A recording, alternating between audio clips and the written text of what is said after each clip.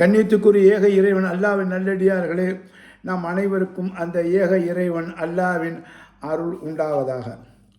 இன்றைக்கு 15ஆம் தேதி 1வது மாதம் ஜனவரி 2026 தமிழர்கள் திருநாள் பொங்கல் பண்டிகை. இதனுடைய கான்செப்ட் என்ன அப்படின்னு சிம்பிளாக பார்த்தீங்கன்னாக்கா, ஆடியில் விதையை வச்சு இந்த மாதத்தில் அறுவடை செய்யணும். அப்போ அறுவடை செய்கின்ற இந்த நாளில் புது பானை எடுத்து அதை பொங்கலை வச்சு அதை பொங்கணும். அப்படி பொங்கி அது வலியும் போது நம்முடைய வாழ்க்கையில் மகிழ்ச்சியும் வெற்றியும் மலரட்டும். அது பொங்கி வருது பாருங்கள், அதனுடைய எண்ணங்கள் அதனுடைய தீர் என்னன்னா இதுதான், நம்முடைய வாழ்க்கையில் மகிழ்ச்சியும் வெற்றியும் மலரட்டும் அப்படிங்கிறது. அடுத்தது பழையன கழிதலும் புதியன புகுதலும். பழையன கழிதலுங்கும் போது நம்முடைய எண்ணங்கள் தான் அதை பார்க்கணும். நம்முடைய எண்ணங்கள் என்ன?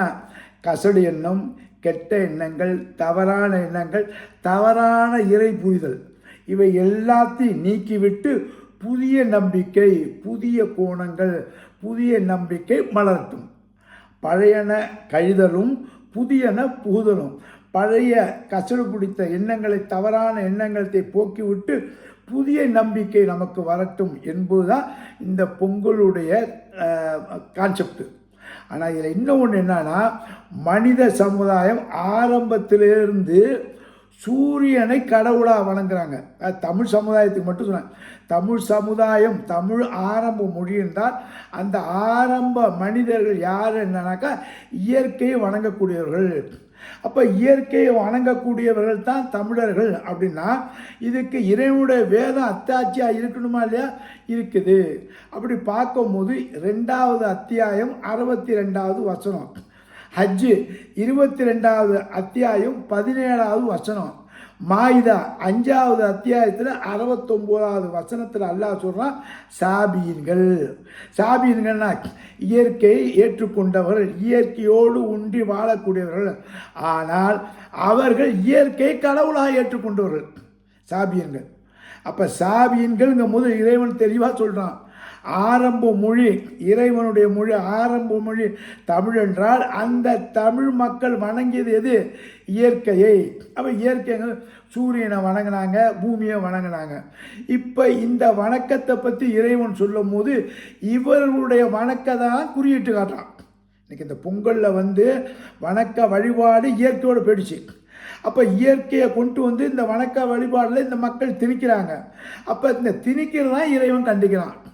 ஏன் கண்டிக்கிறான்னா, இந்த வானத்தையும் பூமியும் படைத்தவன் தான் இறைவன். இறைவனை தவிர இறைவனுடைய படைப்பினைகளை ஒருபோதும் இறைவனாக ஏற்றுக்கொள்ளக்கூடாது அப்படின்னு சொல்லி அதுக்கு வேதத்தை சாட்சியாக்குறான். அந்த வேத தூதரையும் சாட்சியாக்குறான் இப்ராஹிம் நபி. அவங்க தான் குரானில் ஃபஸ்ட்டு சொல்லப்பட்டது. அவங்க தான் சூரியனை வணங்குறாங்க. இதான் என்னுடைய ரப்பு, இது ரொம்ப பெருசாக இருக்குங்கிறாங்க. அது மறைந்த பிறகு சந்திரனுங்கிறாங்க. இப்படி ஒன்றையும் என்னுடைய கடவுள்னு வழிபட்டு பிறகு இவைகளெல்லாம் கடவுள் இல்லை, இவைகளை படைத்த ஒரு இறைவன், ஒரு இரட்சகன், ஒரு கர்த்தர், ஒரு அல்லாஹ் அல்லாஹ் அப்படிங்கிற அந்த கான்செப்டுக்கு இந்த தூதர் வராங்க. அப்போ தமிழர்களுடைய வாழ்க்கை வரலாறு இயற்கையோடு பின்னப்படும் போது இந்த இயற்கைக்கு உதாரணமாக இருந்தவங்க வாழ்க்கை வரலாறு நபி இப்ராஹிம் நபியுடைய வாழ்க்கை வரலாறு இது வந்துருச்சு. அப்போ இந்த இப்ராஹிம் நபியுடைய வாழ்க்கை வரலாறை பார்த்தீங்கன்னாக்கா இயற்கையை மறுக்கிறாங்க. இயற்கையை மறுக்கல, இயற்கை கடவுளாக மறுக்கிறாங்க. கடவுளாக ஏற்றுக்கொள்ளக்கூடாது, படைத்தவனைத்தான் நாம் வணங்க வேணும், படைப்பினங்களை வணங்கக்கூடாது. அந்த கான்செப்ட்னா படைத்தவனை வணங்க வேண்டும், படைப்பினங்களை வணங்கக்கூடாது, எந்த இயற்கையும் வணங்கக்கூடாது. அவை எல்லாம் இறைவனால் நமக்கு கொடுக்கப்பட்டு நமக்கு அது ஆகுமாகப்பட்டுள்ளது. நம்ம கண்ட்ரோலில் தான் அவையெல்லாம் இருக்குது அப்படின்ட்டு நமக்காக இவைகள் படைக்கப்பட்டது என்பதை ஒவ்வொரு இறை தூதரோட வழிபாட்டிலையும் இறைவன் சொல்கிறான். இதுக்கு கூடுதலாக பார்த்தீங்கன்னாக்கா அந்த சமுதாயம் என்பது ஒரு சமுதாயம் தானேங்க. மனித குலங்கிறது ஒன்று தானே. அந்த மனித குலத்துக்கு ஒரு கடவுள் தான் இருக்கணும், பல கடவுள் இருக்க முடியாது. அப்போ எல்லா கடவுளும் ஒன்று என்று சொல்வதை விட எல்லோருக்கும் ஒரு கடவுள் என்று சொல்வதுதான் சரி. அப்போ இந்த கான்செப்டை இந்த பொங்கல் திருநாளை நம்ம நினச்சி பார்க்கணும். அதுதான் பழையன கழிதலும் புதியன பூதலும். அப்போ நீங்கள் பார்க்கும்போது இப்ராஹிம் நபியுடைய வாழ்க்கை வரலாறு ஒரு அத்தாட்சியாவது. அடுத்தது பார்த்தீங்கன்னாக்கா ஒன்றே குலம் ஒருவனே தேவன். ஒரு குலம்தான், ஒரு தேவன் தான். திருமூலர் சொன்னது எத்தனையோ ஆயிரத்துக்கு வருஷத்துக்கு முன்னாடி.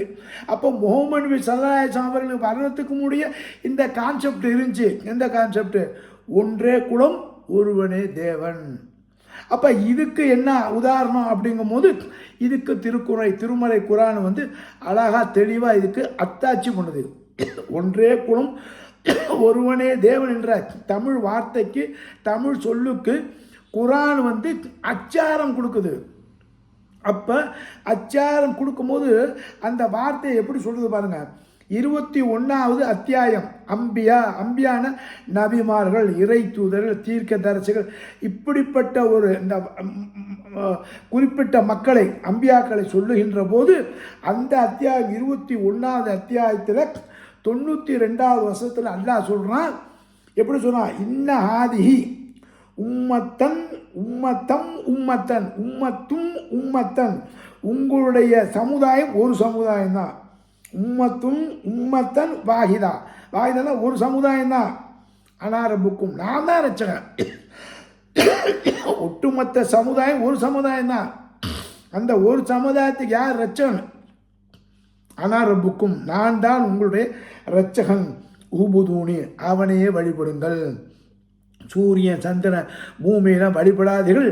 இதுதான் தமிழ் கான்செப்ட். அந்த தமிழ் கான்செப்டுக்கு ஒன்றே குலம் ஒருவனே தேவனுங்கிறதுக்கு இந்த குரானை வந்து மெய்ப்பிக்கிறது. அதான் இறைவன் இன்னொரு இடத்துல சொல்லுவான், இந்த குரான் இதற்கு முன்னுள்ள இறை வசனங்களை இறை தூதருடைய வார்த்தையை மெய்ப்படுத்துகிறதுங்கிறான். அப்போ ஒன்றே குலம் ஒருவனே தெய்வம் என்பதற்கு இந்த அத்தியாயம் 21வது அம்பியா உடைய அத்தியாயத்தை 92வது வசனம். அதே மாதிரி 23வது அத்தியாயம் மூமின் நம்பிக்கையாளர், எல்லாம் நம்புகிறோம் பாருங்க. அந்த நம்பிக்கையாளர் கூப்பிட்டு சொல்லலாம். நம்பிக்கை 52வது வசனத்தில் சொல்கிறான் ரப்பக்கும். இதே வசனம் தான் அந்த 21 அம்பியாக்கள் என்ன வசனம் சொன்னான்? இன்ன ஆதிஹி உம்மத்தன் வாஹிதா அனா ரப்புக்கும் நான் தான் உங்கள் ரப்பு. ஒரு உம்மத்து தான், ஒரு சமுதாயம் தான், நான் தான் உங்களோட இறைவனால. அதே வசனத்தை அப்படியே ரிப்பீட் பண்ணுறான். எந்த இடத்துல? 23வது நம்பிக்கை வசனத்தில் 52வது வசனத்தில் பண்ணிட்டு என்ன சொல்கிறான்? ரப்பக்கும் உங்களுடைய ரட்சகன், உங்களுடைய இறைவன் பத்தகூனி அவனுக்கு அஞ்சு கொள்ளுங்கள். 21வது அத்தியாயத்தில் என்ன சொல்கிறான்? ஒரு சமுதாயத்துக்கு ஒரு கடவுள் தான், அவன் தான் வழிபாட்டுக்குரியவன்கிறான். இந்த இடத்துல சொன்னால் ஒரே சமுதாயம் தான், ஒரே இறைவன் தான், அவனை நீ அஞ்சு கொள்ளுங்கிறான். அங்கே ஒரு இறைவனை வழிபடு, அந்த ஒரு இறைவனுக்கு அஞ்சு கொள். ஏன் அஞ்சு கொள்ளுங்கிறான்? நீ இறைவனை விட்டு எதையெல்லாம் நீ வணங்குறீங்களோ அவை அனைத்தும் இறைவன் அல்ல. அப்படி நீ அதை ஏற்றுக்கொண்டு அதற்கு நீ சாட்சியம் அளித்தால் அந்த ஏக இறைவன் உன்னை தண்டிப்பான். ஆகவே அவனுக்கு அஞ்சு கொள்ளுங்கிறான். இப்போ இந்த சமுதாயம் பிரியுது. இந்த ஒரு உம்மத்திற்கு பார்த்தீங்கன்னா ஒரு சமுதாயம், அந்த சமுதாயம் எப்படி பிரியுதுங்கிறத இறைவன் அதையும் தெளிவாக சொல்லி காட்டுறான். எப்படி எதில் சொல்கிறான்னாக்கா 23வது அத்தியாயம் அதே நம்பிக்கை அத்தியாயத்தில் 53வது வசனம், 30வது அத்தியாயத்தில் 32வது வசனம். ஒரு சமுதாயத்திற்கு ஒரு இறைவன், அந்த ஒரு இறைவன் ஒரு வேதத்தையும் ஒரு தூதுவத்தையும் கொடுக்குறான். இன்னொரு சமுதாயம், அந்த சமுதாயத்துக்கு வேதம் 2 தூதர் 3 தூதரை கொடுக்குறான். அப்போ ஒவ்வொரு சமுதாயத்துக்கும் அந்த ஒரே சமுதாயத்துக்கு காலகாலமாக தூதர்களையும் வேதங்களையும் கொடுக்கும் போது அந்த சமுதாயம் பிரியுது. எப்படி பண்ணால், இந்த வேதத்தை நான் ஏற்றுக்கொள்ள மாட்டேன், இந்த தூதரை நான் ஏற்றுக்கொள்ள மாட்டேன்னு ஒரு பிரிவு வருது. அந்த பிரிவு நாளடைவில் என்ன, அந்த பிரிவில் இன்னும் ஒரு பிரிவு பிரிஞ்சு இவர்களை நான் ஏற்றுக்கொள்ள மாட்டேன், எங்கள் மூதாதையர்களைத்தான் நாங்கள் ஏற்றுக்கொள்ள, இப்படி ஒரு பிரிவு. அப்போ ஒவ்வொரு பிரிவுக்கு இறைவன் காரணத்தை எப்படி சொல்கிறான்னா 23வது அத்தியாயம் 53வது வசனம், 30 வந்து 32வது வசனம். இந்த பிரிவுகள் எதை செய்வாங்க? ஒவ்வொரு பிரிவுகளுக்கும் ஒரு வழிபாடை வச்சுருப்பாங்க. அவங்கவுங்க வழிபாட்டை அவங்கவுங்க இஷ்டத்துக்கு உருவாக்கி கொள்வாங்க. அதையே அந்த வழிபாட்டை வச்சுக்குவாங்க. அந்த வழிபாட்டை வந்து அவர்கள் பெருமையாக கருதுவார்கள். இதுதான் எங்கள் வழிபாடு. அப்படி அந்த வழிபாட்டை பெருமையாக கருதுவாங்க. இறைவன் காட்டிய வழிபாட்டை விட்டுட்டு அந்த உண்மையான இயற்கை இறைவனுடைய வழிபாட்டில் இயற்கையை கொண்டு சேர்த்து அந்த மற்ற குலதெய்வங்களை சேர்த்து அந்த வழிபாட்டை வந்து பிரித்து பல பிரிவுகளாக ஆகி எதையெல்லாம் அவர்கள் இன்னைய வரைக்கும் ஏற்றுக்கொண்டார்களோ அதில் அவர்கள் நிலைத்து நிற்பது மட்டுமல்ல, அதைத்தான் அவர்கள் ஏற்றுக்கொண்டு அதையே செய்து கொண்டு அதை பெருமைப்படுத்தி கொண்டிருக்கிறார்கள் என்று இறைவன் சொன்னான். இப்போ ஒரு சமுதாயம், அந்த ஒன்றே குலம் ஒருவனே தேவன், ஒரு சமுதாயம், இது எல்லாத்தையும் உடைக்கிறான். யார் உடைக்கிறான்? வேதம் கொடுக்கப்பட்ட மக்கள் தான் உடைக்கிறாங்க. வேதத்தை படித்தவன் தான் உடைக்கிறான். அந்த வேதத்தை உண்மையாக படித்து அறிஞன் உடைக்க மாட்டான், பிரிக்க மாட்டான். அறகுறையாக வேதத்தை படிக்கிறான் பாருங்க, அங்கே ஒன்று இங்கே ஒன்று, அவன் தான் பிரிப்பான். அவன் பிரிக்கிறதால தான் அந்த சமுதாயம் பிரியுது. அப்போ இந்த சமுதாயம் பிரிய எப்படி பிரியுது?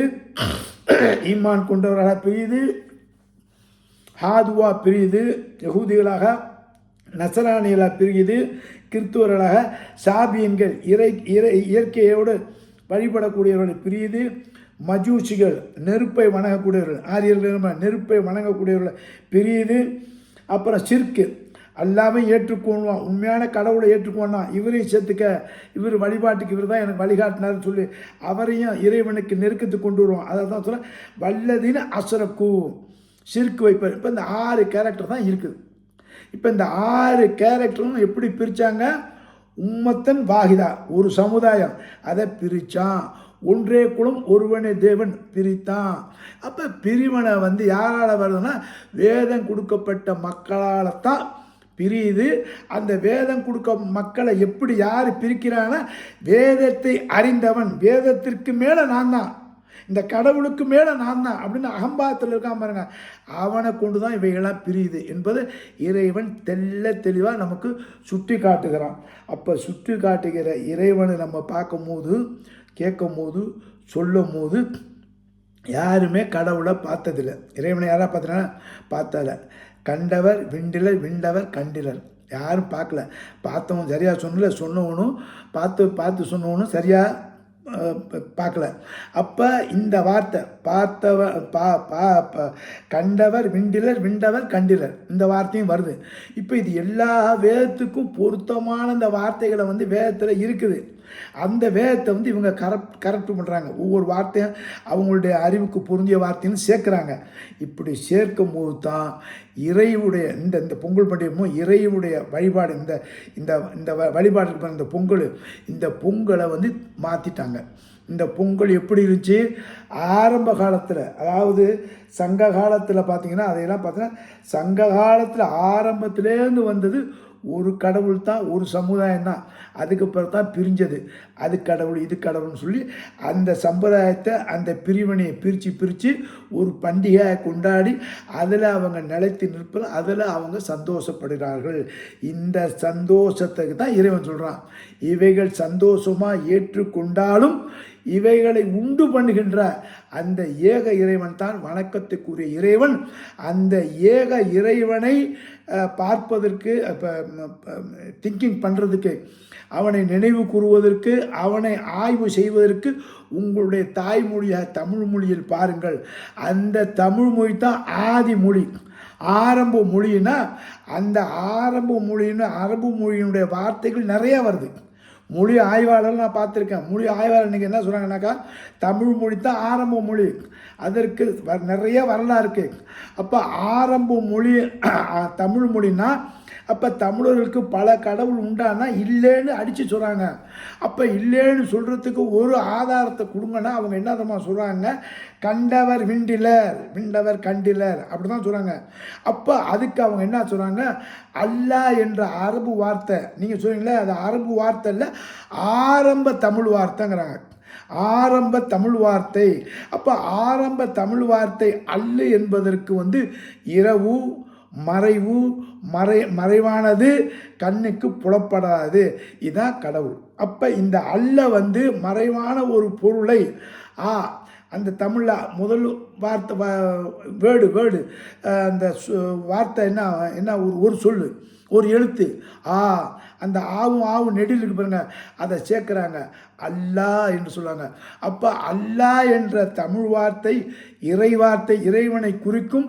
அந்த இறைவனை குறிக்கிற அல்லாஹ் என்ற சொல்லுத்தான் ஆரம்ப அல்லாஹ்வுடைய சொல். அல்லாஹ் தான் ஆரம்ப சொல், அதுதான் தமிழுடைய சொல்லு. அப்போ தமிழ் கடவுள் யாருன்னா அல்லாஹ் தான் இன்னைக்கு தெளிவாக சொல்கிறாங்க. இப்போ சொல்லும் போது இதுக்கு ஆதாரம் நூஹ் நபியுடைய வாழ்க்கை வரலாம் படிக்கணும், நூஹ் நபியை பார்க்கணும், மனுவுக்கு போகணும், இதெல்லாம் நிறையா இருக்குது. அப்போ இந்த வார்த்தை வந்து உண்மையா பொய்யானதா என்பதை நம்ம தமிழ் அறிஞர்கள் பெருமக்கள்லாம் இப்போ ஆய்வு பண்ணி இந்த வார்த்தையை எடுத்திருக்காங்க. அல்லாஹ் என்பது தமிழ் வார்த்தை தான், அது தமிழர்களைத்தான் குறிக்கும். ஆகவே முஸ்லீம்கள் வந்தேரிகள் அல்ல அப்படிங்கிறத தெரிஞ்சு கொண்டு அப்போ ஆரம்ப கடவுளை வணங்கக்கூடியவர்கள் தமிழர்கள் தான் என்று இந்த பொங்கல் திருநாளில், இந்த பொங்கல் நாளில் நமக்கு ஒரு புத்தி தெளிவாகுது. பழையன கழிதல், புதியன புகுதல். இது பொய், இது சரியில்லைனாக்கா இதுக்கு ஆதாரத்தை கொடுத்து பேசணும். அப்படி ஆதாரத்தை கொடுத்து பேசினா தான் சரியாக வந்து அது வந்து ஒரு கரெக்டான பாயிண்டில் வந்து உடைக்க முடியும், இல்லைன்னா உடைக்க முடியாது. அப்போ தமிழ் சொல் அல்லாஹ் என்பது ஆரம்ப வார்த்தையை தவிர அது அரபு வார்த்தை இல்லை. அல்லாஹ் என்பது சவுண்டு, ஒரு வார்த்தையோட சவுண்டு.